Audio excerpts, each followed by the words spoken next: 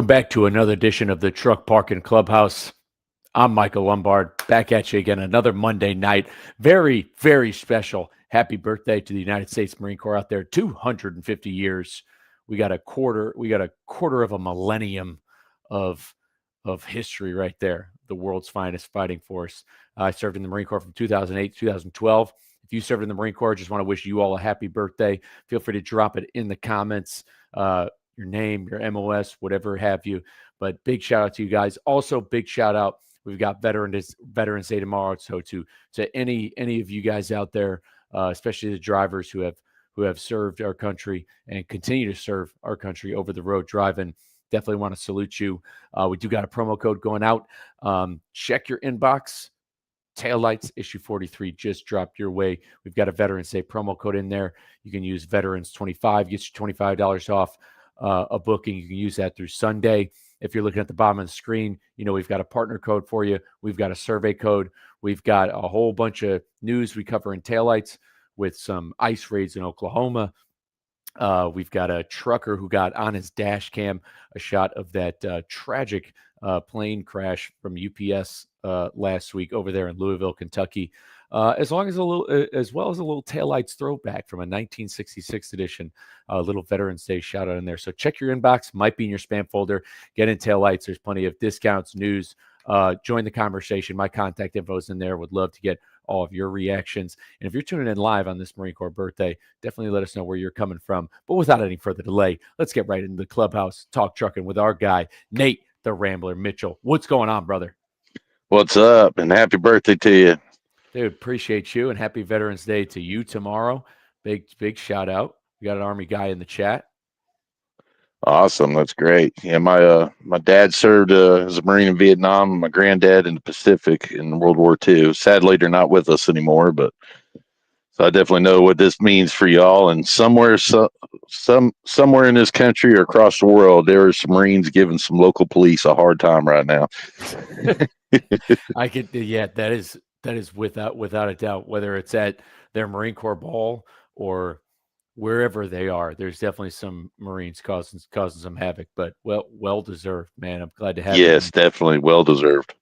Big shout out to this is a friend of mine right here. This is why I decided to go live on Facebook. He said it more like the strip clubs. My buddy Jordan Maxon coming at us live, fellow Marine with it. But man, let's get right into the clubhouse. Let's talk some trucking. Let's the Nate Rambler story. So what got you into trucking, man? How'd you get behind the wheel? Well, I got into trucking because I couldn't get take part in my other dream that I wanted to. I always wanted to be a pilot. I had dreams of going to space, and just through a series of different events in my life that just wasn't able to happen. I had a injury to one of my eyes when I was about 16 on July 4th, 1999. So I lost partial eyesight in one eye. I've got 20/20 in the other eye. And so for the longest time, I didn't think I could fly. And then I found out that I was able to fly, took some flying lessons, got involved with Civil Air Patrol. And then that kind of got sidelined because I was also in college at the time, and I lost my job, moved back home, tried different avenues, tried law enforcement, tried pizza delivery, different things of that nature. Got into the military, and then after getting out of the military, it was a bit of a rough adjustment, and I had some stuff come up that didn't quite jive with the aviation community, and I ended up not being able to go back to flying and finish my my training to get become a pilot, going to airlines or whatever. And the military flying just wasn't ever really a thing, because on July 4th, 99, I was homeschooled. So I sat there and I was like, well, all right, God, I'll buckle down my schoolwork, and because some fellow homeschoolers, a couple of friends, they got into service academies. I was like, well, I'll get into it and buckle down my schoolwork, and I'll I'll apply to a service academy or college or ROTC, become a fighter pilot. Less than 30 seconds later, I had the answer from God, the universe, whatever you want to say. And I had my eye injury from a bottle rocket. And that was that. And that started the next 20 years of trying to find myself. And I'm still trying to find myself. But the second time, what the issue was with the second go around was, and I'm not going to get into my history on the internet here, but I am classified as a disabled veteran, and I was medically retired from the Army. So I still have my rank, still have my privileges. Um, but when the FAA found that out, sometime between the period of when I was first taking lessons and when I wanted to go back and take them again, they had done some restructuring. They had some pilots that shouldn't have been flying at all, and they so they wanted to know why the military retired me. So I'd send them documents and everything of that nature, and they determined at this point in time, for commercial flight, which is what I was going for, it just wasn't going to happen. And so I was a little dejected, a little distraught. But in the midst of all that, while waiting, I was working at a jail, and I decided, well, I want to do something. I don't want to just work at a jail. I want to get out there. I want to see stuff. So I went and took the leap and got my CDL, and that's what started the past 7 years. And I got my CDL, was restricted on that side to interstate only, so I could only drive in state because of my eyesight, which is really funny because the eyesight wasn't the issue that kept me from flying, but trucking, they didn't want me going over the road. So that turned into 3 years of trying to maintain a safe record. I worked for a local company in my town, driving dump trucks and flatbed. And then after the 3 years, they changed the rules to where all you needed was a vision examination, and make sure that you didn't have any degenerative diseases or anything like that that's going to get progressively worse. Mine wasn't. It was just an injury. It's like, hey, it's been this way ever since. The eye looks a little funny, and they determined I was monocular. Nothing was going to change. So, my restriction is I have to have outside mirrors. And that was the funny part when I went to go get my CDL. Every truck commercially, legally, by DOT standards, has to have outside mirrors. And so we all thought, okay, everything's good.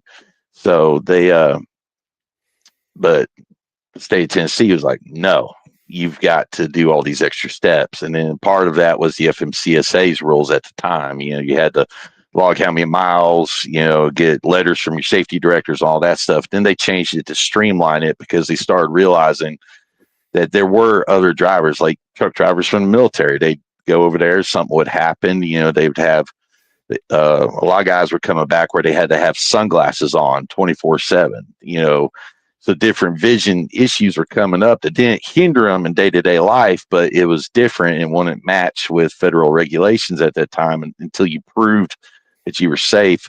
So that's what ended up happening. Finally got the clearance about 3 to 4 years into it. And then last year was my first foray over the road. And that didn't quite work out. So I came back home, worked locally, and then I've been on the road again with the company I'm at now since about February. And so that's kind of the journey to becoming a truck driver. And what the real driver was, just like with wanting to fly or go into space or anything, was just the exploration of it, just the fun part of it. And on top of that, the money. There is still money to be made in trucking if you know where to look and have the right people guiding you. But really, it was just the adventure.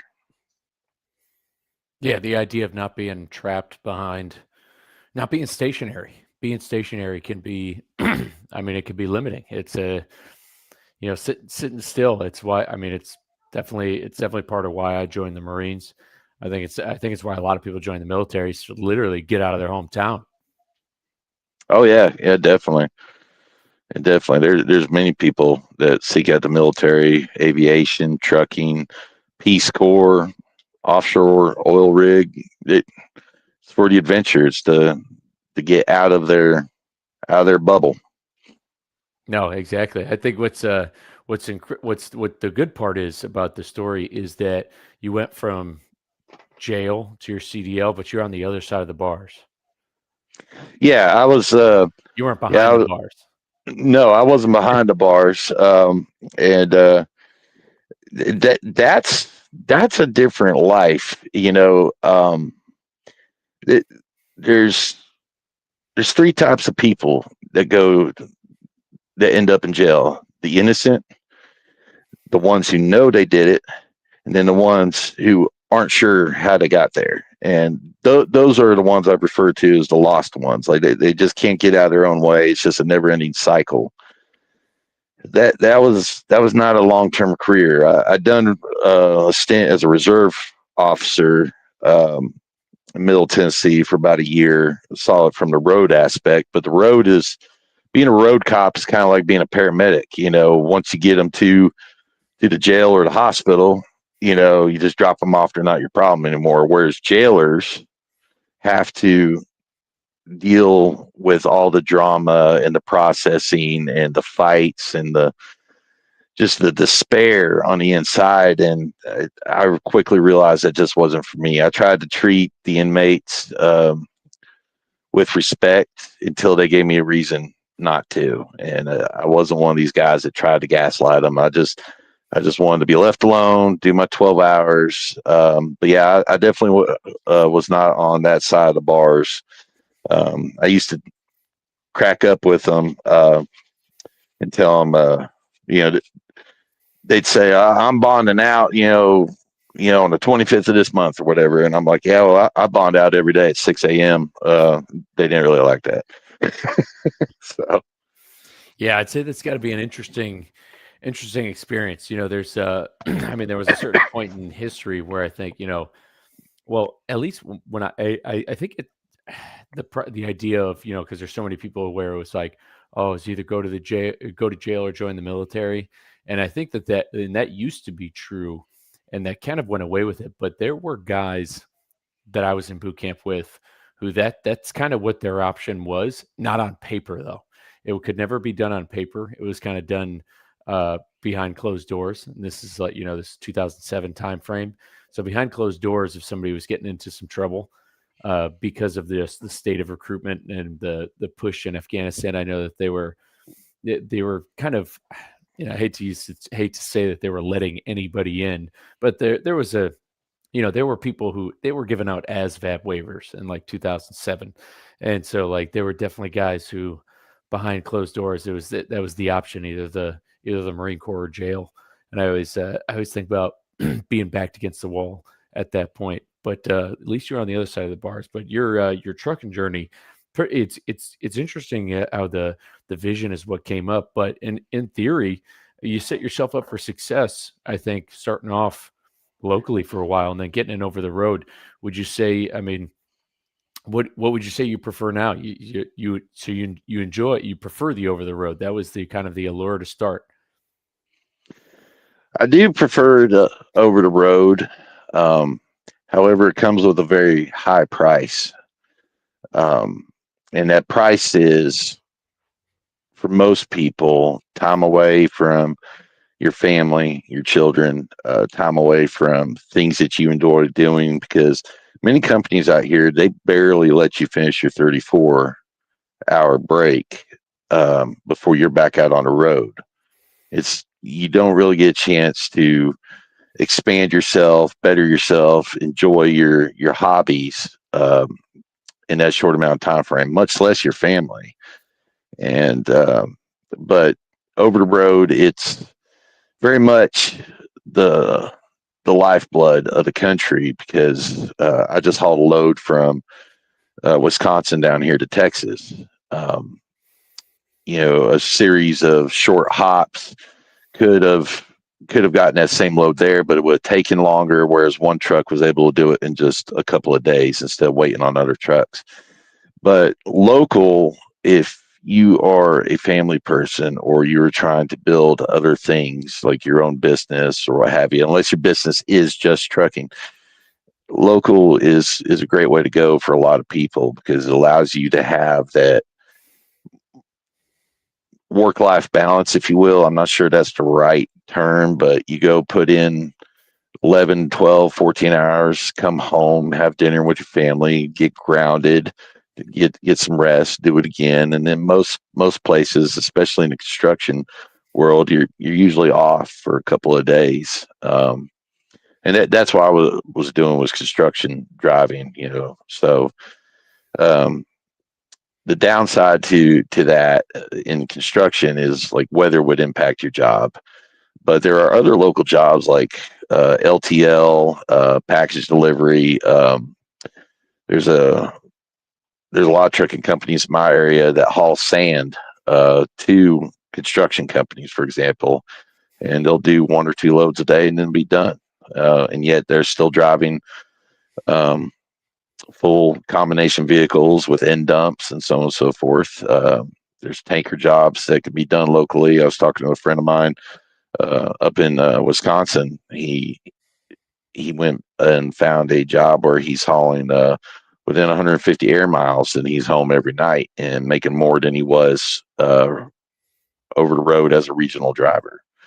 So over the road is definitely something I've very much enjoy, and it's paying the bills for now. It allowed me to be able to take my kids on to Disney for Halloween this year, and my wife, and we had a great time. But it does come with a price, and it's a price I willingly chose to pay, and hopefully I can get us to a point where I can structure myself to where I don't have to be on the road as much, and I can bring people along to help me build something where they can go do the long haul stuff, and I'll sit back and just try to support them and get them what they need, and stick around closer to home a little bit.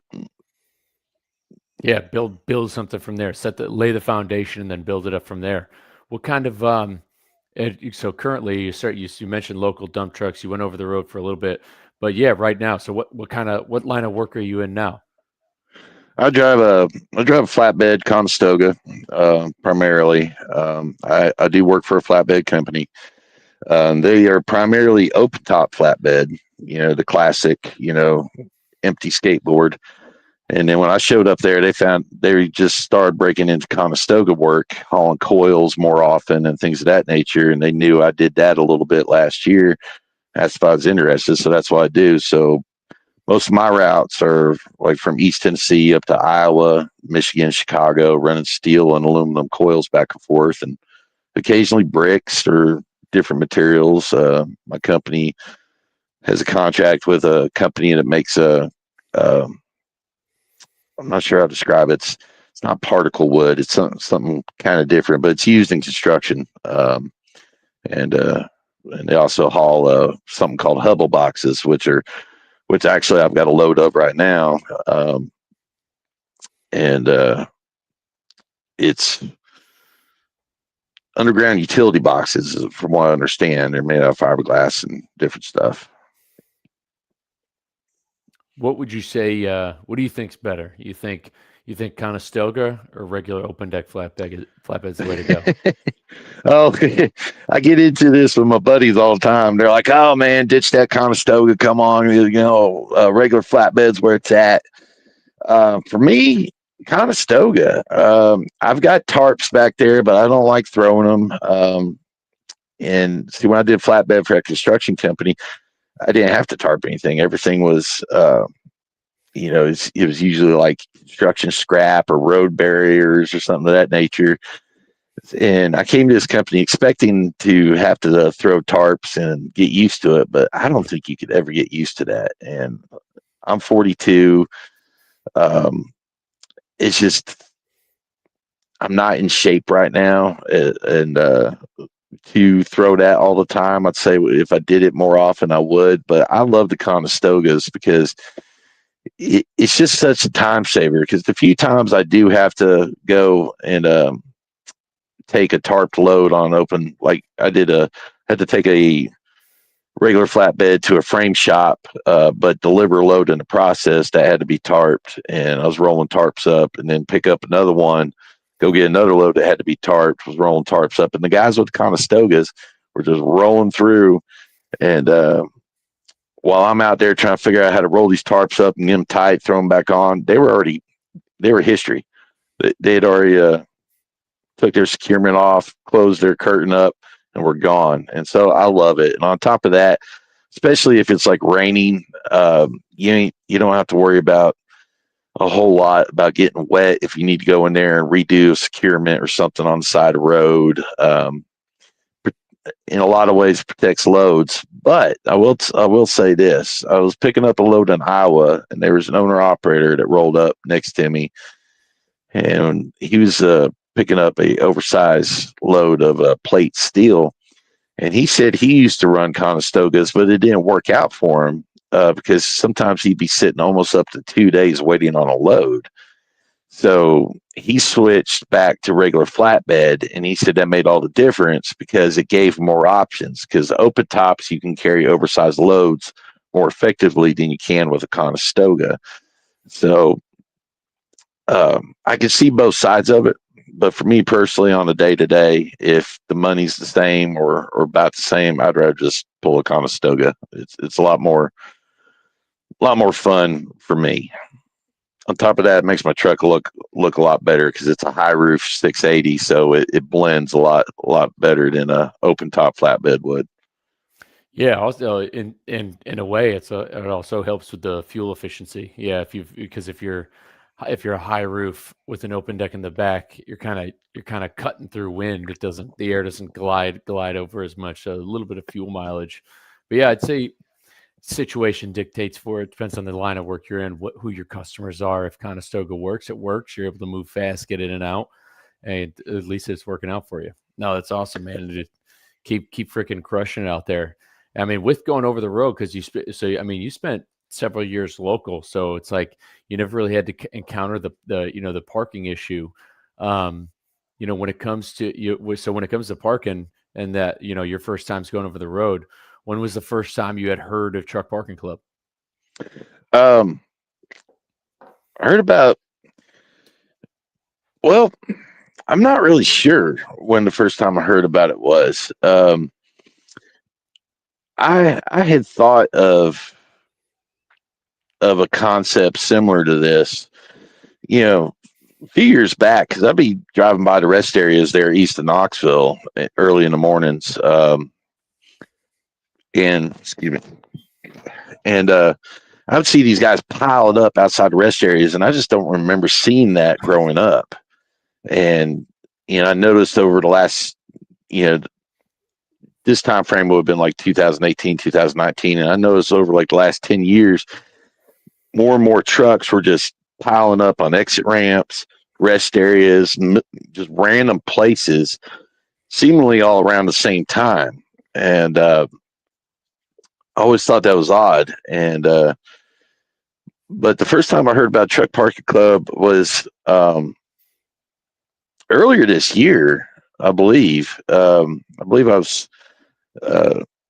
watching one of your videos and seeing you talking about it, and then when I went over the road, I hadn't been out on the road but just a few weeks, and I found that one there in South Louis. Oh, my wife's from Kentucky. She's going to get mad at me for butchering the name. I almost said Louisville. It's Louisville. Anyway, and I'd been snaking through town trying to find parking and saw something on Trucker Path pop up. It just had a big P on there. Clicked on it, said Truck Parking Club, Shepherdsville, whatever. And I was like, oh, that's what this is. And I was looking at it. It was like in a little transfer lot, a little bit away from the truck stops and industrial area. I was like, I don't know about this, but pulled up the app, signed up, and plugged the info in. Sure enough, there it was, and booked it. And so that was my first booking and the first time I signed up for it, and probably the first time it actually made sense what Truck Parking Club actually was and what they were going for. Because locally, you just don't run into that. You leave your yard and you come back to your yard, and even if you're out of town doing work like we were during Hurricane Helene, we were staying at a motel and we could park our trucks there or at the uh, Department of Transportation yard on the other side of town. So parking was never really an issue. But that's how I came about it, and then and it's been a blessing. There's been times where it's really come in handy. Yeah, I was going to say you've stayed at some of our locations recently. Tonight I think you're coming at us live from a spot in West Texas, which is it's near a place that I guess your company works for, but you can't park there. Well, yeah, it is my first time there. It's a transfer yard we use, and so a lot of the stuff that we bring in gets carried over the border.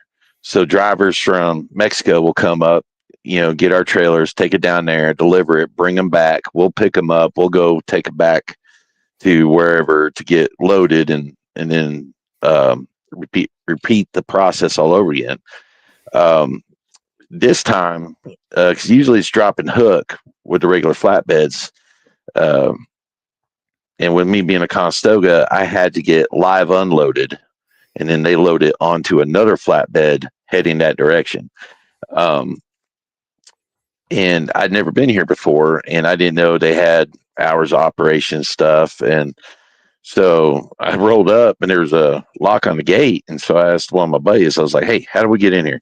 And he's like, "Oh, they'll be there at whatever in the morning. No one's going to mess with you." And nobody did, but I was on a public street, and occasionally a car would come out and drive by, and I like being somewhere where I don't have to worry about getting hit or blocking something, or someone having to come and be like, "Hey, move! You shouldn't be parked here. You got to go down to truck stops," because that's happened to me. Um, and so I was looking, and even I was out of hours, so couldn't really go anywhere. And I've seen this site that I'm at right now that I made a video about earlier today. Not even a quarter mile. Basically, you go down the street, hang a right, and you're right there. And I was like, man, this is perfect. And so still had some time before I have to leave tomorrow. So I was like, all right, well, I guess I'm camping out here, and it's great. I've got the mountains off in the distance.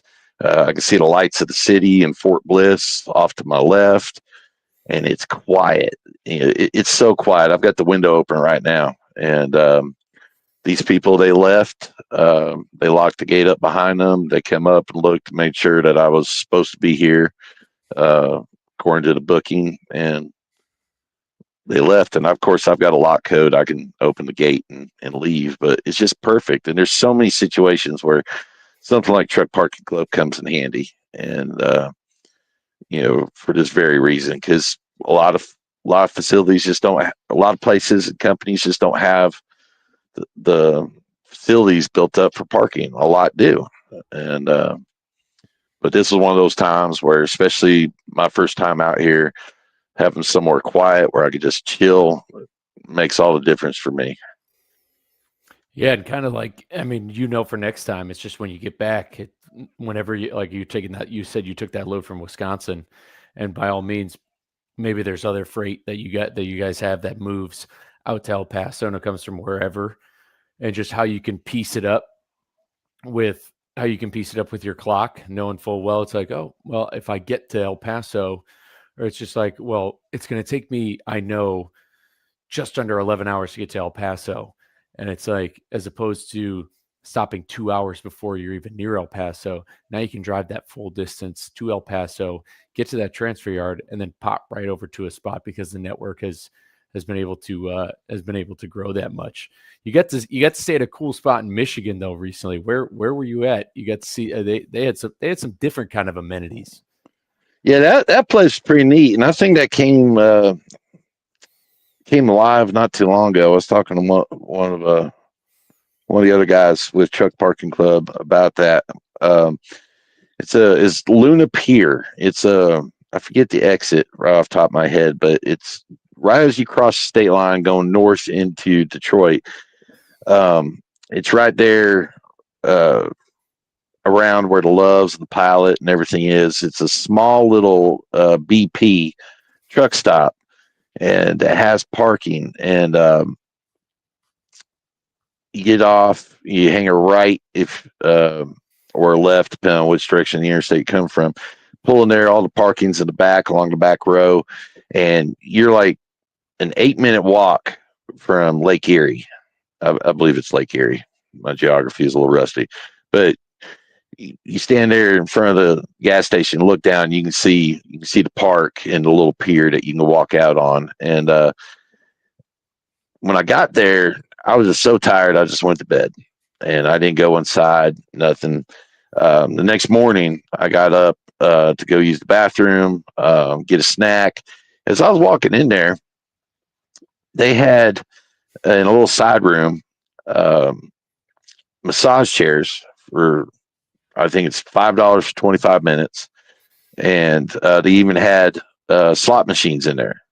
Of course, you have to be over 21 to go in there. But I thought that was really cool. You know, something else to offer drivers or travelers. You know, something to chill and relax, and then it's like $15 a night. You know, and it's not that big of an expense, really, if you think about it, because one cool thing that location offers, which is on the listing with Truck Parking Club, is if you go in there and buy more than $15 worth of stuff, they allow you to stay there for free.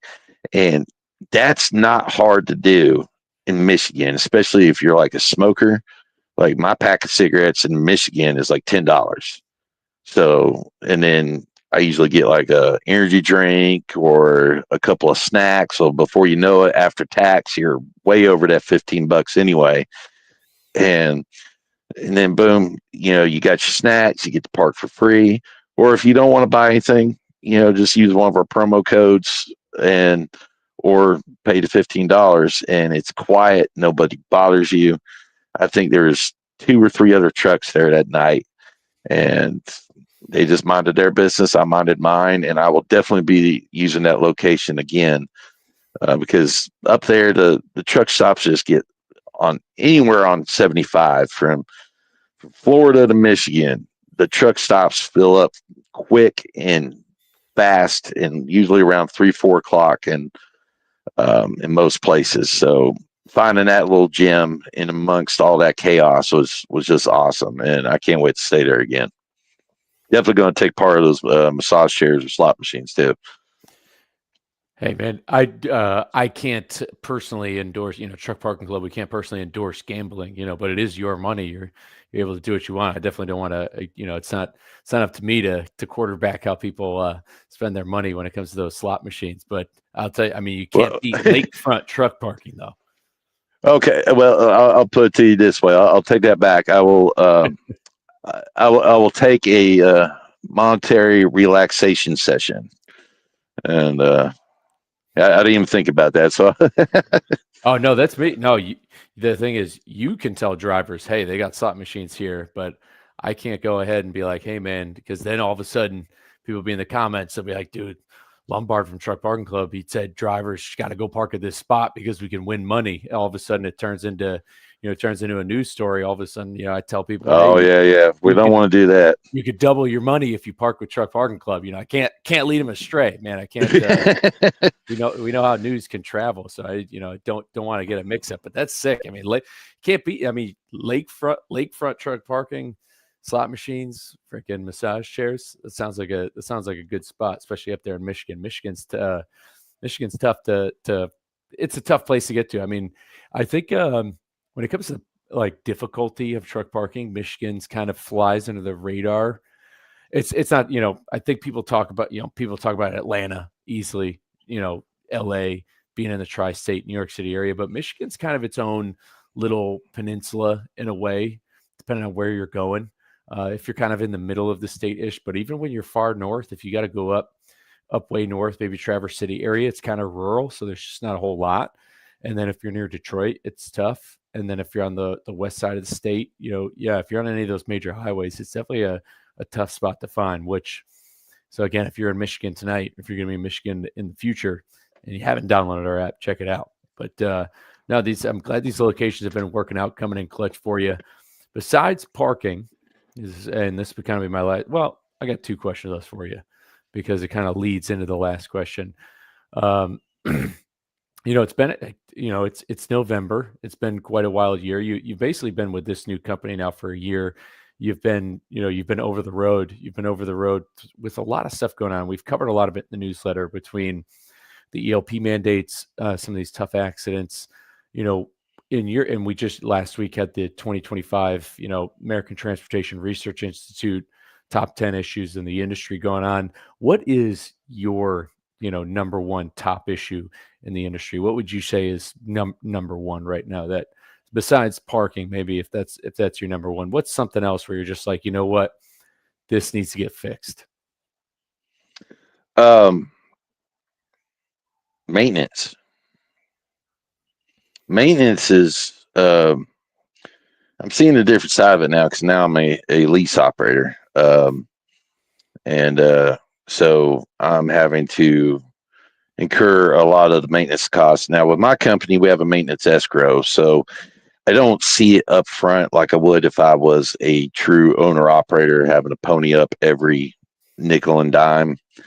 But the maintenance is, and I realize these guys do a tough job, but a lot of these big shops aren't paying the driver, or not the drivers, the mechanics, what they're worth for the incredible job that they have to do, because our lives, and by contrast, everyone else's lives are literally in their hands if they don't put something back together correctly. I mean, a lot of the stuff you can just slow down, pull over the side of the road, but what if a tie rod fails and that truck has to take the ditch and roll and go into the other median? I want the mechanics to be paid well enough that they pay attention and don't have to worry about looking for another job. Or you see it so often that, just the lack of motivation to do anything correctly, because they just don't, they get treated like crap. They want, and drivers will roll up, be like, hey, I want you to fix my stuff now. Their bosses will turn around and be like, hey, you need to do all this before, forget that truck over there, do this now. And they lose focus. And, for the amount of money we're paying to maintain these trucks, the mechanics just aren't being compensated very well. In some places they are. I'm not an expert in their world, but just from what I see, the outside looking in, I would want to pay, if I had a magic wand and I could do it correctly, I would want to pay a mechanic well enough to where he didn't have to worry as much about the bottom line on Friday, and that way he can focus on making sure those trucks stay on the road. The other thing that feeds into maintenance is don't band-aid trucks. Fix them right. Now, you're not always going to get it right, but instead of just like patching something to get it down the road, now you do that to get it to the shop. But if it's in the shop, fix it right. I don't care what it costs, fix it right. Make it legal, make it safe. That way that driver and general public doesn't have to worry about, that particular issue. Now, that may not have been the issue. Then you still got to go back and forth until you find the issue, but do it right the first time. Whatever you think it is, fix it correctly. Because if the trucks don't run, the companies don't make money, the drivers don't make money, the mechanics don't make money, the dispatchers, the brokers. I know people are going to come at me for mentioning brokers, But there's a lot of cogs in this machine that we call trucking and logistics. And if the trucks don't move, the entire system fails. And, I just don't see the point in throwing money continuously, 140, 200, 250, $300 an hour just to get rich. In my opinion, granted, this is my opinion from my experience, get rich off the backs of people just trying to keep everything moving. Just fix it right the first time, get it done, stop screwing around. And if you start with that, and get a lot of these other, needless systems off these trucks, that they tried them and all it's turned into is a big money making thing. And, go back to just the basics. Like I mentioned, I wanted to be a pilot earlier. There's a lot of technology in aviation that has remained the same for like 70 years because it's reliable, it's safe, it works, it keeps people in the air, keeps planes in the air. Ground-based vehicles, they try all these different little things, whether that's 3 new electronic control modules on a truck, or DPF systems, which I guess they're doing a study now to see if they're even going to put them on trucks after a certain year. I've been trying to keep up with the news on that, but keep the maintenance simple, and keep the cost per hour reasonable. Like, I don't see anything wrong with paying $50-$60 an hour. Now, if an accountant sat down and be like, hey, this is what parts cost, this is what labor costs, blah, blah, blah, this is why it's so high, I get it. But it doesn't have to be.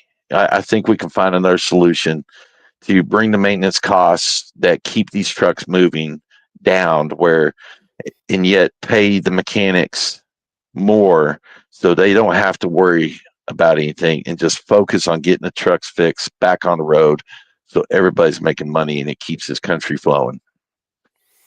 Yeah, I think that's when it comes to the HERI top 2025 issues, maintenance doesn't make the list. You could say, because number one for the HERI's top 25, and for like motor carriers, for drivers, number one was driver pay, which is linked to the economy, and then for carriers it's economy. And I don't know if I didn't.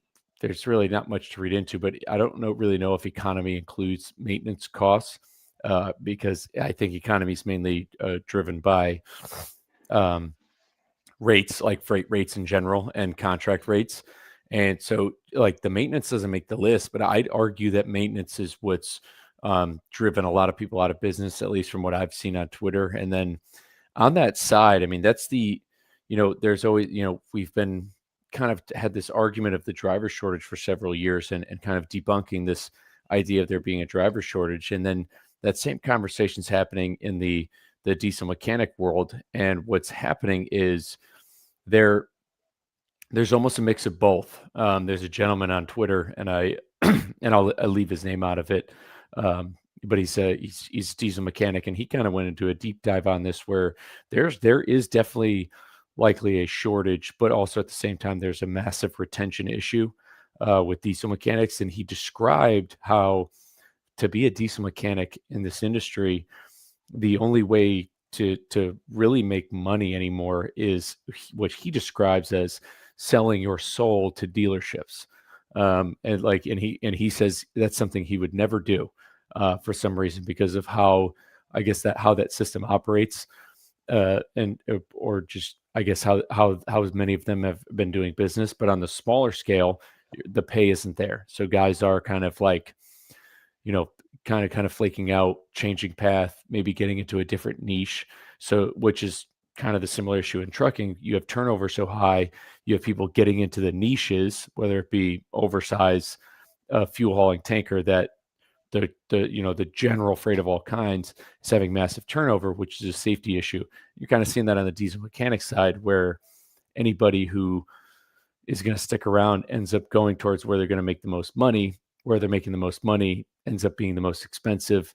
And it's kind of bad for everybody down there. So I think maintenance, mean, because that's the thing. I think, that's like in every comment thread on TikTok. Like, I'm one breakdown. Like, guys make videos of that. I'm one breakdown away from bankruptcy. I'm one breakdown away from going into debt. And it's like, that's not necessarily, and it's not the owner operator's fault. It's not anybody's fault for a breakdown. You can't really blame anybody for it. But um, I think that there definitely needs to be some sort of good diagnostic on what's kind of gone on in that side of things. Because if rates have gone down, then clearly, you know, and I've kind of argued that myself, is if the cost of transporting things is going down, why do products become more expensive?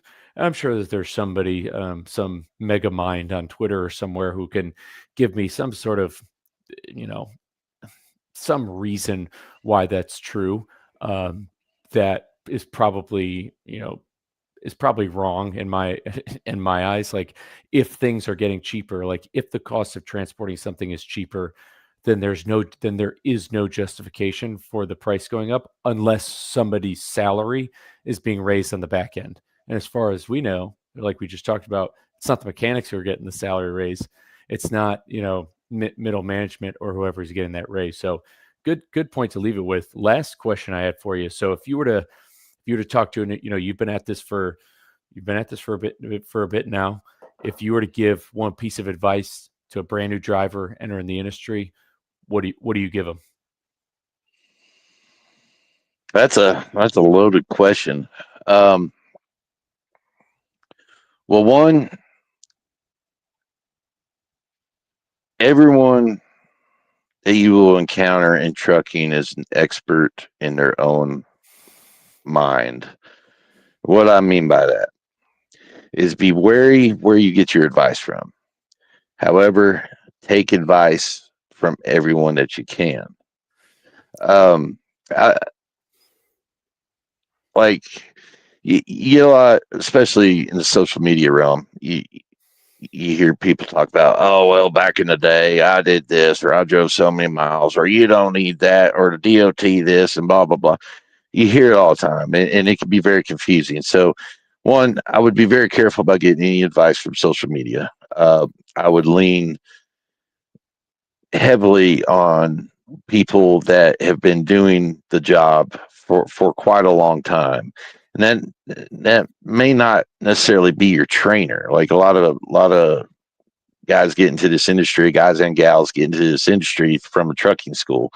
They go into a trucking school, they get, fire hose training on a bunch of questions they got memorized for a test, a bunch of points on a pre-trip checklist, and their mind is just mush by the time they get through the test. And then they got to unlearn double clutching if they test it out manually, um, and learn how we actually do it out here, what everyone's preferences are, the different types of trucks, and how to operate them. Some are automatic, some are manuals.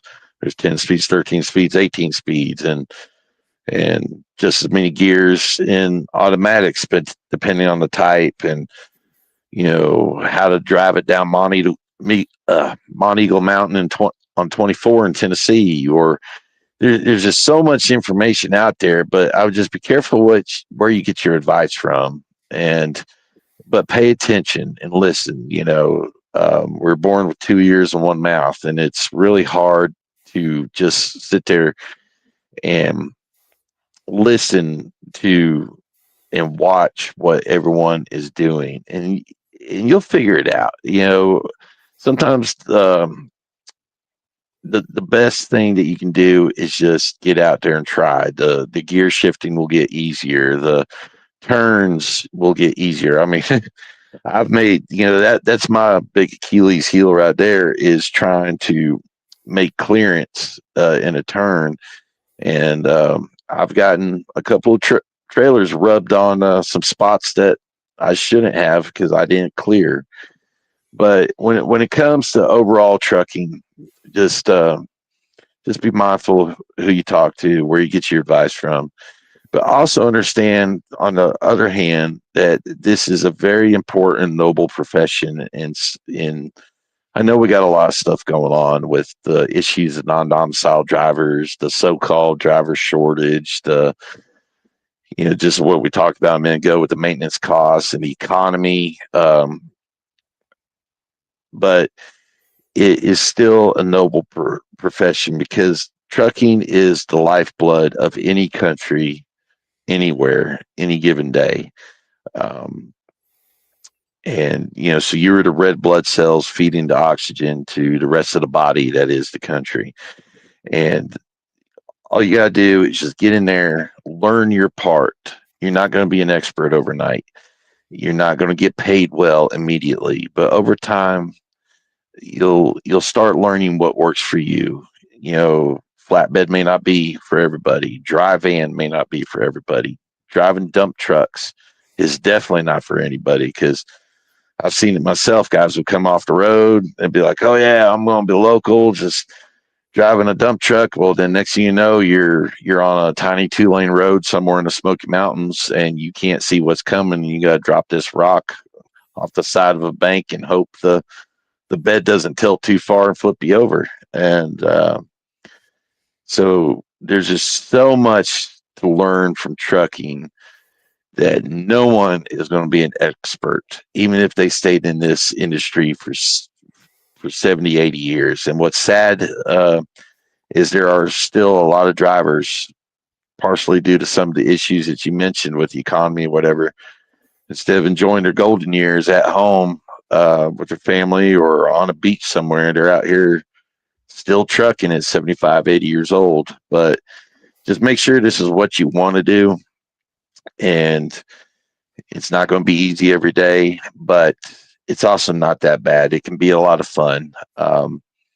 And just be mindful. And it's going to take you a couple of days to get across the country, and watch out for the four-wheelers, and especially in big cities. A lot of people nowadays must have skipped physics class. So just as long as you got a good head on your shoulders, you're checking your mirrors, and you just take your time, you'll be okay. And but don't be afraid to ask questions, even if the answer you get is a dumb answer. You can go ask the next guy and then just build on it brick by brick, as Butch Jones used to say. So you got to build a foundation somewhere. You got to start somewhere. I wanted to go over the road with a company out of Nashville doing drive-in work, and I ended up learning how to control a big vehicle on some of the steepest, tightest turns in the Smoky Mountains, and it paid off because I learned to respect the equipment and respect the traffic, and that's the best thing anybody can do. And if you are not 21 yet, I know there are some states that allow you to start driving commercially at a younger age. So get in with some of these farms or some of these. Look and see if your state has an intrastate only program where you can do local delivery work and start getting your feet wet before you get out here, on the big road. So you got to start somewhere. Just don't get discouraged and keep going. No, that's perfect. Well said. Similar to kind of writing an English paper in high school or college or whatever. If you're writing a thesis or something like that, you need to find sources to kind of back it up. And I think the same thing goes with being a driver.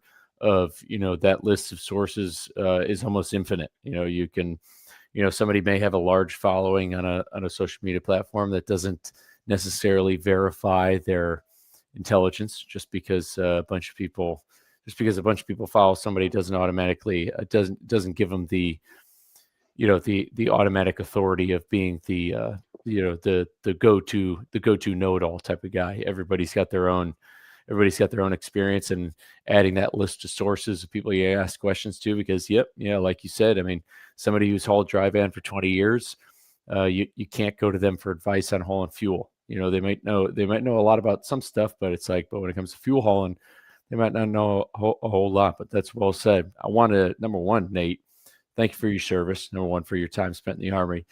Thank you for coming on to the Clubhouse tonight. For you guys watching out there, if you couldn't tell, if you've been listening for less, over 55 minutes at this point, Nate, aka Rambler, is a gentleman who wants to leave this industry better than he found it. As you can see, he's currently laying the foundation for what he's building in his current line of work, and that's why we partner with gentlemen like him. So if you need truck parking tonight, again, that code is at the bottom of the screen. You can use Rambler20 for $20 off your next booking. And once again, Rambler's a gentleman who wants to leave this industry better than he found it. That is exactly what we do here at Truck Parking Club. Our mission is to help truckers save time, fuel, and thus money by instantly reserving truck parking all across the United States. So if you need it, we've got ample opportunities. Taillights is in your inbox. With that, guys, we'll be back next week, next Monday, 7:30 Central Time for the next edition of the Clubhouse. But with that, guys, happy Marine Corps birthday.